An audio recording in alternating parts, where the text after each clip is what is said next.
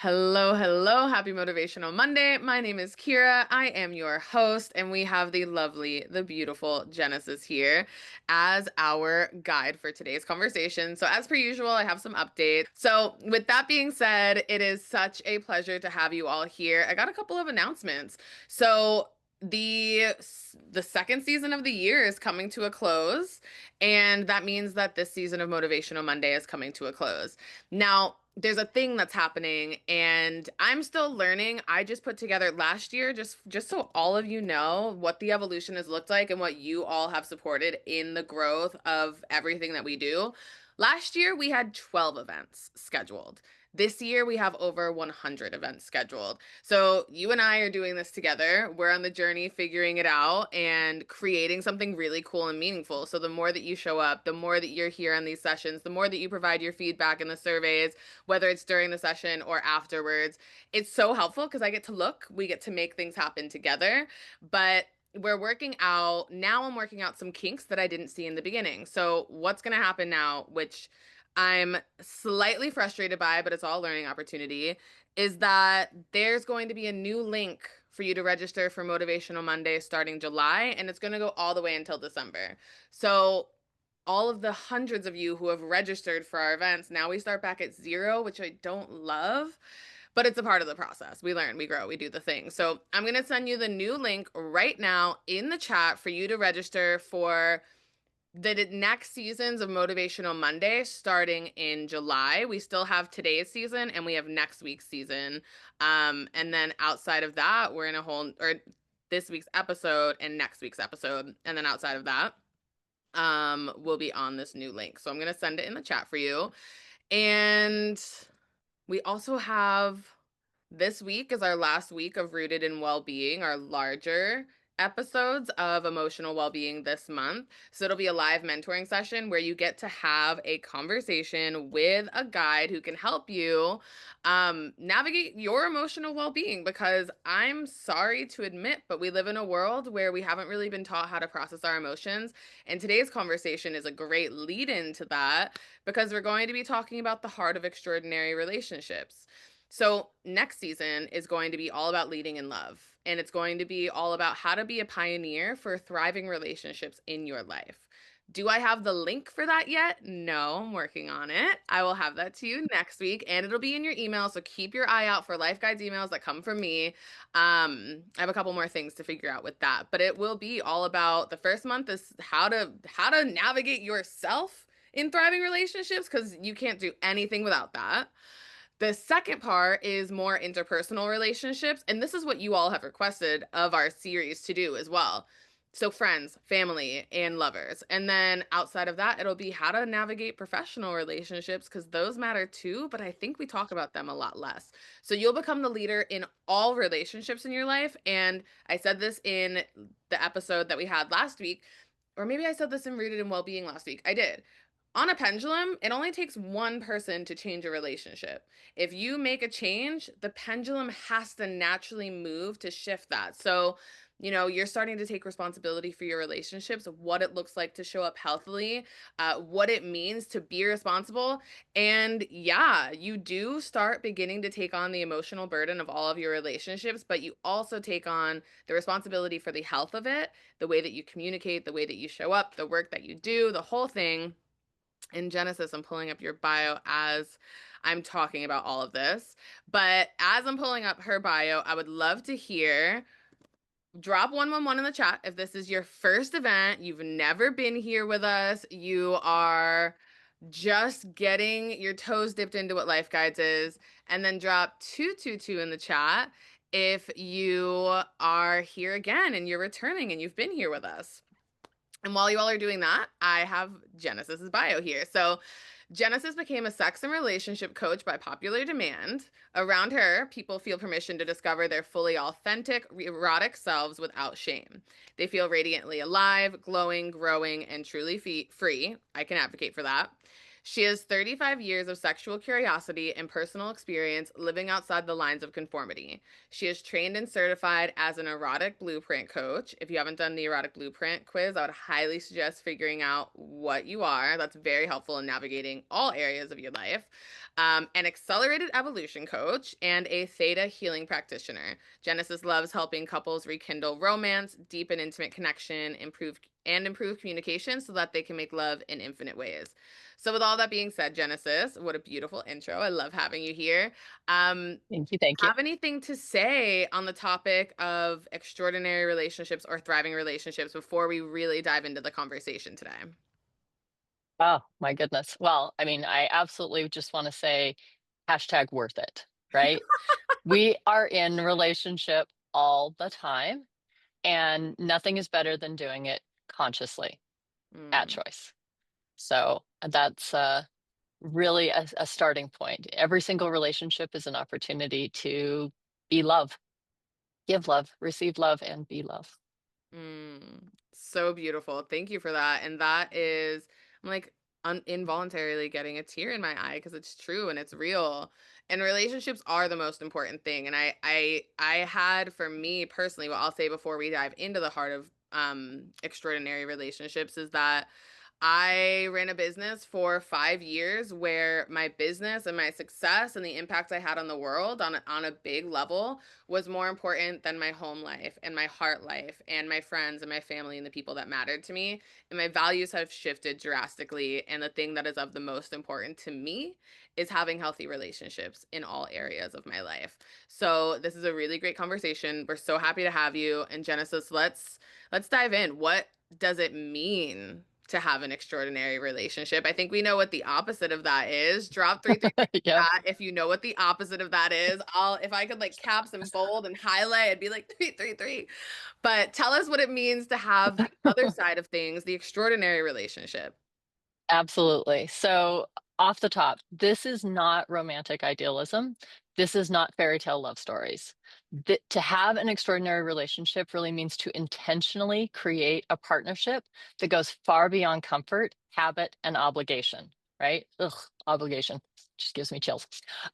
It's a conscious, evolving connection that's really rooted in emotional safety, honesty, communication, mutual inspiration, and deep emotional presence. This is not just love. This is growth. This is intimacy. This is aliveness, right? So extraordinary relationships are not just found, right? You're not going to swipe right and like, boom, there's an extraordinary relationship. It's chosen, it's created, and it's nurtured with care. It's really where love gets to be expressed not only in just words, but in the daily decisions to respect, inspire, and turn towards one another, especially when it is the hardest. Mm, wow.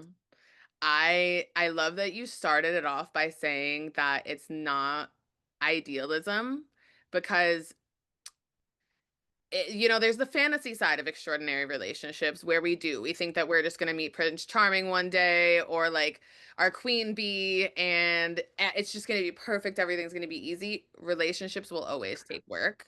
And it takes Always. becoming first and foremost the type of person who can show up in a relationship healthily to find someone who will show up healthily. And that does not mean that there aren't challenges, but it's work. And your relationship is going to be work whether or not it's extraordinary or not. So you might as well choose to work towards the extraordinary so you at least enjoy after the process of putting in the work, you get to enjoy it and then put in some more Yep. work and enjoy it. Enjoy it some more. So, so with that, I mean, I know that there's like, I think a lot of us have like Disney mindsets too. So I know that there's that simple idea of what prevents us from having extraordinary relationships. But what are some of the deeper layers that prevent us from having those extraordinary relationships? I mean, just about everything gets in the way, right? So on the surface, people are like, oh my gosh, I'm so busy with the kids, with work, with the house, everything else. But on the deeper levels, it's really the experiences from our childhood, especially with our parents, that form what we know about love and what we have to do to deserve it. And this like leads to our default patterns. Our natural instincts get in the way, right? Our lizard brain kicks in and we react to something that happened based on beliefs, based on these like ingrained, hidden, subconscious things, and we often don't stop to question them. Sometimes we don't even slow down enough to fully listen to what they're actually saying. We've gone into default mode that they're already telling me that I'm too much. They're already telling me I'm not lovable, right? There's also the fear of losing them, which leads us to hiding our truth. And so over time, most of us like build these like protective armor layers around our hearts, closing down to protect them, quote unquote, protect them from getting hurt. Well, regretfully, this leads to causing even more hurt, shaming and blaming each other. And it just gets into one of those vicious downward spirals. Hmm. So, if you all, I'll give you some ways that you can I'll give you some resources so that you can start doing your own work on your own time with this, and GenaSis will have some as well, that we'll share in the chat, actually a lot of great things. But if you're the type of person who loves listening to things, Sue Johnson, I forget the name of her book, but Sue Johnson, she teaches about attachment theory. And Mhm. attachment theory is based on how you were raised as a child. Were you taught that you would receive love if you like held on so tight and like had that anxious, or were you taught that you would receive love and be supported when you pulled away and didn't make any emotional reaction and just stonewalled? Or were you taught that like either regardless you're good and you're secure? That's a huge one that I would suggest. Yep. Any Brene Brown podcast, I would suggest that. She's one of my favorites. And then Esther Perel gets a lot deeper, Yep. but if you're interested in like diving into the deep nuances of relationships, she's amazing as well. That's supposed to be Brene Brown. So those are some resources for you, just so you can start your own self-advocacy journey for your extraordinary relationships. But Genesis, let's have a conversation here about what are some intentional behaviors that maybe we're not going to start doing today, because it takes work to change A things lot. that have been running in our lives for decades. But what are some seeds that you can plant for us now that are Mhm. behaviors that eventually we can start putting into place in our lives? Absolutely. So, a leader in the relationship space that I absolutely love is Allison Armstrong. She is straightforward, no nonsense, very practical. She started her company 3 decades ago called Understanding Men, and she was really seeking to understand, what is it that these hairy beings are doing and why are they doing it? And from that, she has created a bunch of teachings that have, oh my gosh, turned me from being a frog farmer into being a queen with my king. So, highly, Mm. highly recommend. She has a course called Extraordinary Relationships Intensive. And in that, she talks about extraordinary choices. And so, some of the ones that I really, really love, appreciation, sincere appreciation. When we thank our partners, not just superficially thank you, but deeply and meaningful in the right time, what we appreciate appreciates. Mm. Highly valuable. We also have acknowledgment. When we notice and express what is working, then that brings to light the strengths and the efforts, and that like positive stuff starts to grow and develop, right? If you're acknowledging what's working, if you're appreciating what's working, you're going to get more of it. And that is building on this foundation of a positive and starting to move that positive spiral up, that spiral upwards instead of downwards. Before you go to the third one, Yeah, can you, because these are probably some of the top two that are the simplest. I don't want to say the easiest because those are right. two very different worlds. But how, so say that people are operating with contempt in their relationships, where they're just like struggling with their partner and they don't really want to show them appreciation anymore, or they don't know how to, or they've been through some things. And maybe it's not a partner, maybe it's a mom, maybe it's a child, Mhm. maybe it's a parent, whatever. Um, how do they, what are some micro moves that they can make, or micro changes that they can make that could potentially shift the scales of their relationship, in regards to acknowledgement and sincere appreciation? I mean, really, it starts with the little stuff, right? Just the tiniest thing, and it may just be just thank you in that moment, right?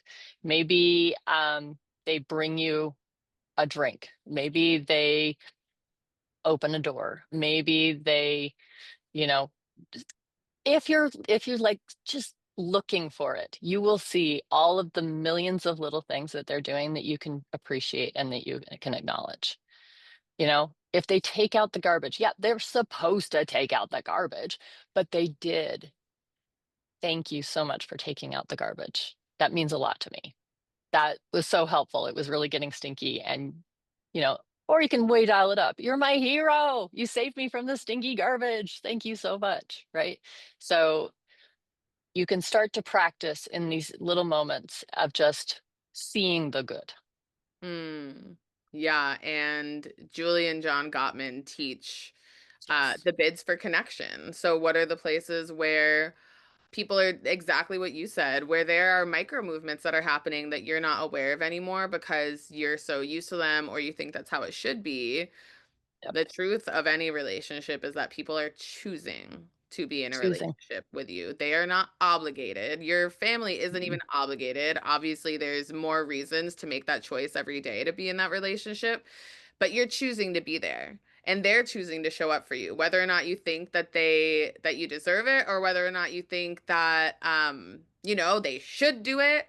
If you think that someone should do something for you, thank them for that. Because you know what? When I get praise, I want to do it more. If I feel good, I want to do it more. Yep. So thank you so much for like those little micro moves. I hope that that helps some of you. Can you give us some more of those intentional behaviors? Certainly. So another one is accountability at choice. This is really coming down to owning your own motions and actions deliberately, not blaming others or acting from old patterns. And an easy way to do that can be using I statements. I'm feeling really overwhelmed, or I'm noticing that I'm feeling this anger feeling in my stomach. Um, and just by owning your own stuff, right? He didn't make me angry. I feel angry, right? There's a big difference there. Another one is consistency with ownership. So this is being reliable through your words and actions and taking full responsibility for your commitments. If you say you're going to do something, follow through and do it. If it becomes not possible for you to follow through, renegotiate it.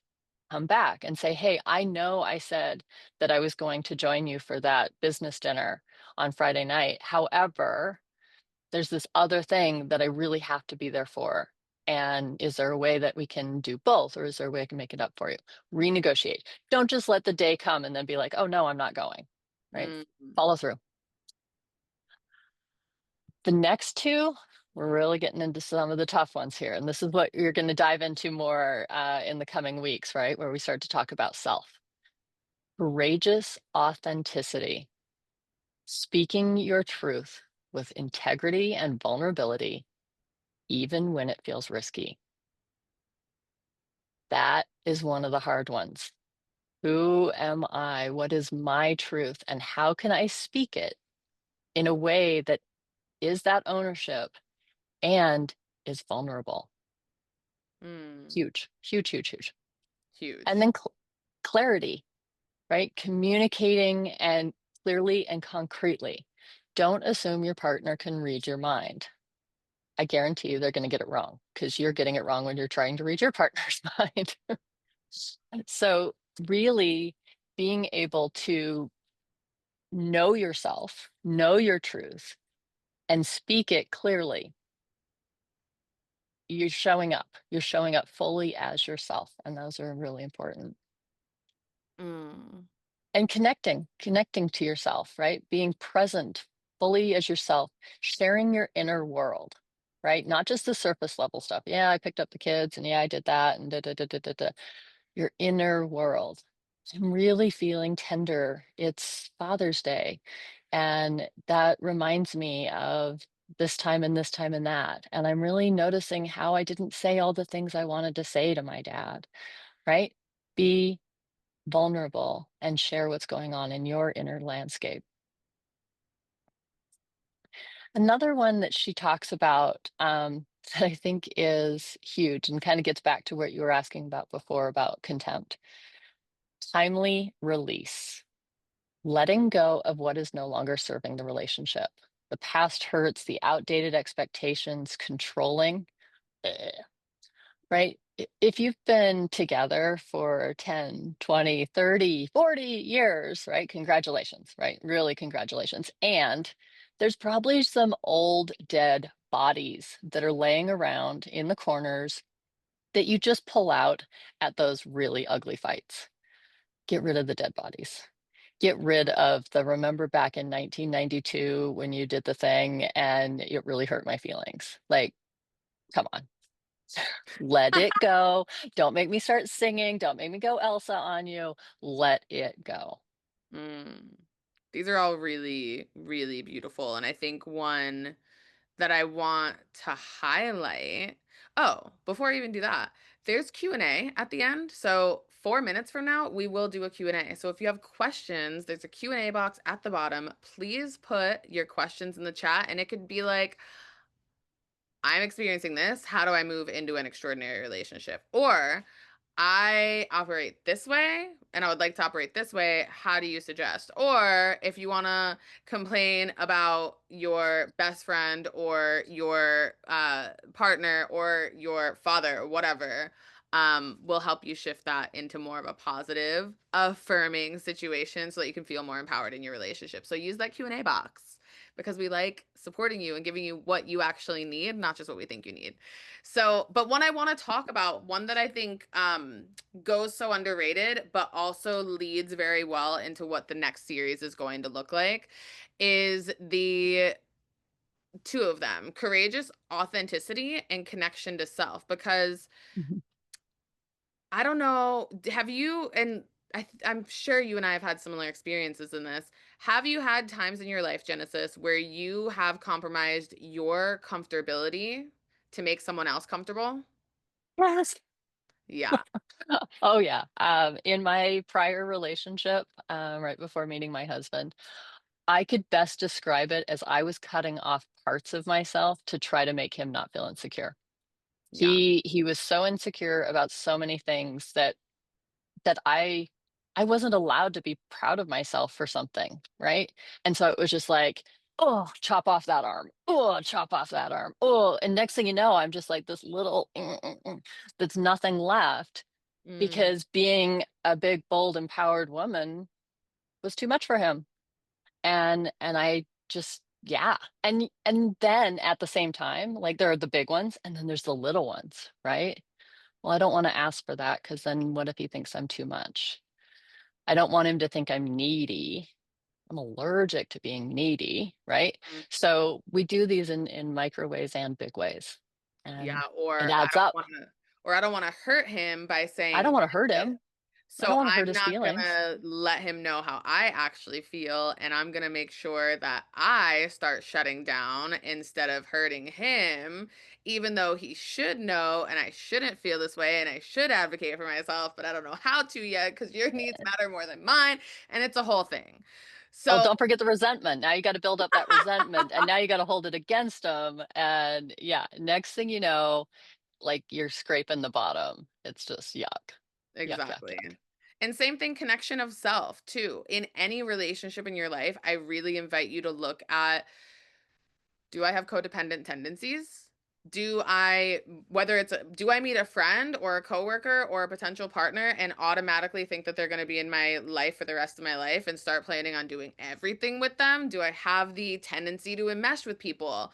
Or am I in a relationship right now where I don't know how to take space to think for myself and Right. to realize what I actually need? So those are two that I wanted to highlight, but I know we're coming to the end before Q&A. I don't think we have any questions in the chat yet, so we could Right. Yep. continue talking Okay. after this. But Okay. before we do, is there anything else? And we might go into more of these extraordinary choices if we don't Yeah. hear more from the Q&A. But before we do that, is there anything else that you'd like to share about extraordinary relationships as a whole?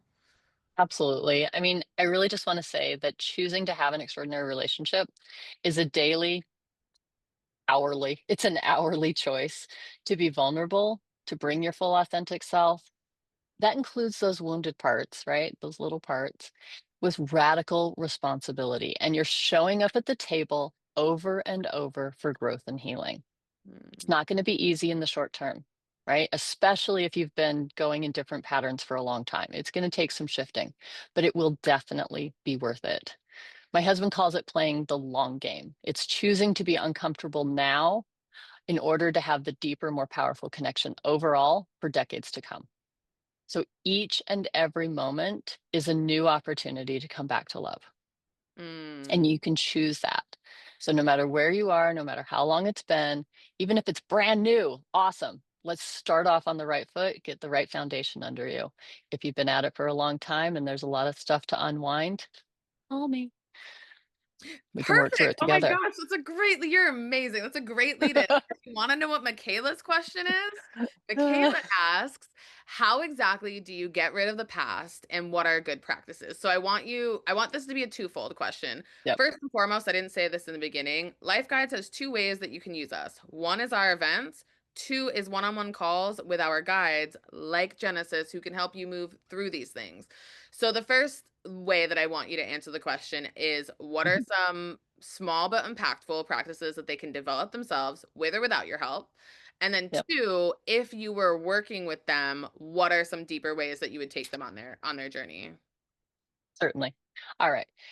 So, Michaela, getting rid of your past, that you're not going to get rid of it. It happened. It really actually happened. But what you are going to be able to do is you're going to be able to remove the emotional charge, right? That like about it. We can process that, work through that. And one of the best ways to do it is with gratitude for what you learned, right? If you can see these things in the past and go, how did this happen for me? How is this for my best good? What did I learn from this? Right? Finding gratitude for the lessons, the nuggets, the key takeaways are really, really beneficial. Um, Another question that we like to notice is that if you say, what if there was a good reason for that, right? If there was something that happened, and this can work in like little itty bitty annoyances, right? He just did this thing and you're like, oh my God. But if you go, what if there's a good reason for that? What if there's a good reason he did that? He did that because he wanted to keep you safe, right? He did that because he cares. He did that because whatever. So, starting to find the reasons and the deeper learnings.